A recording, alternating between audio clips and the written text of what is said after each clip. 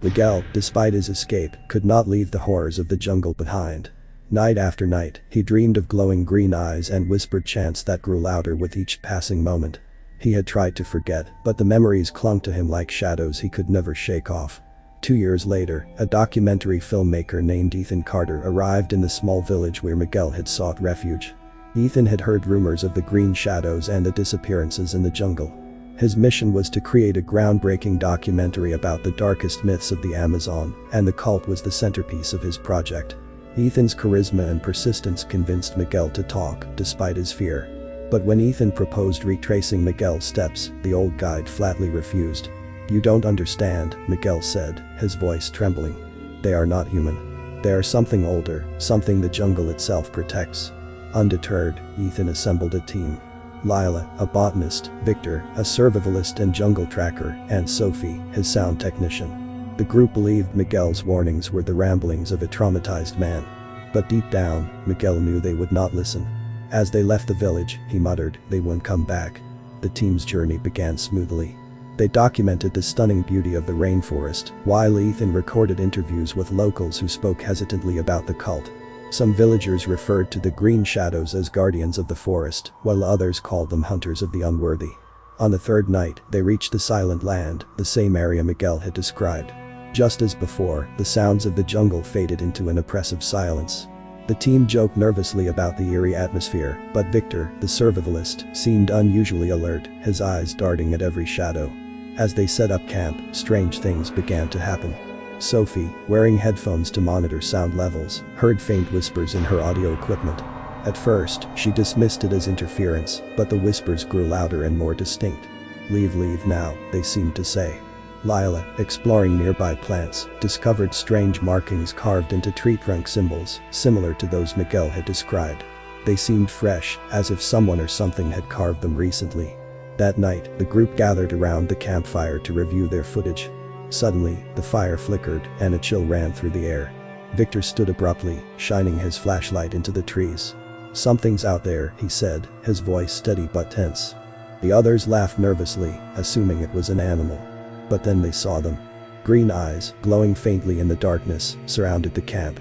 The figures were barely visible, their movement swift and unnatural. Panic set in.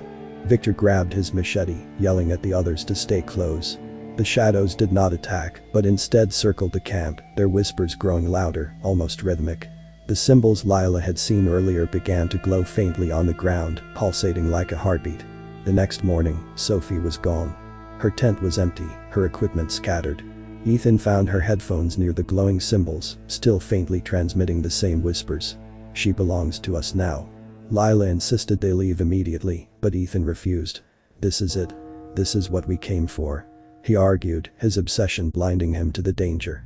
Victor reluctantly agreed to stay, but his patience was wearing thin. Following a faint trail of symbols, the group stumbled upon a clearing eerily similar to the one Miguel had described.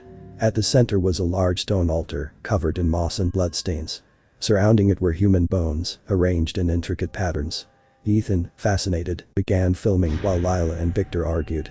"This isn't worth it, Ethan," Lila shouted. "We need to go now." Suddenly, the glowing eyes returned, but this time the figures stepped into the light. They were humanoid but grotesque, their skin a mottled green, their bodies adorned with vines and bones. They moved with an unnatural grace, their whispers now a deafening chant. Victor raised his machete and charged at the nearest figure, but his blade passed through it, as if it were made of mist. The figure's glowing eyes fixed on him, and he froze, dropping his weapon. The others watched in horror as he was enveloped by the figures, his screams echoing through the jungle. Ethan, still filming, muttered, This is incredible." But his fascination turned to terror as the figures turned their attention to him and Lila. Lila grabbed Ethan's arm and pulled him away from the clearing. The two ran blindly through the jungle, the whispers following them like a shadow. They stumbled upon Sophie's audio recorder, which was still on. As they picked it up, the whispers grew louder and formed a single chilling sentence. "You cannot leave. You belong to us." Desperate, they continued running until they saw sunlight breaking through the trees. For a moment, they thought they had escaped. But when they turned around, they saw glowing eyes watching them from the shadows, unblinking and patient. Lila and Ethan eventually made it back to the village, but they were forever changed. Lila refused to speak of what she had seen, and Ethan, once so confident, was now a broken man. Weeks later, his footage was found abandoned in his room. The last frame showed the altar surrounded by glowing eyes. In the background, a faint chant could be heard. The forest claims its own. The villagers whispered that Ethan had returned to the jungle, unable to resist the pull of the green shadows. Some say he became one of them, his glowing eyes now watching from the darkness, waiting for the next unwary travelers to stumble into their domain.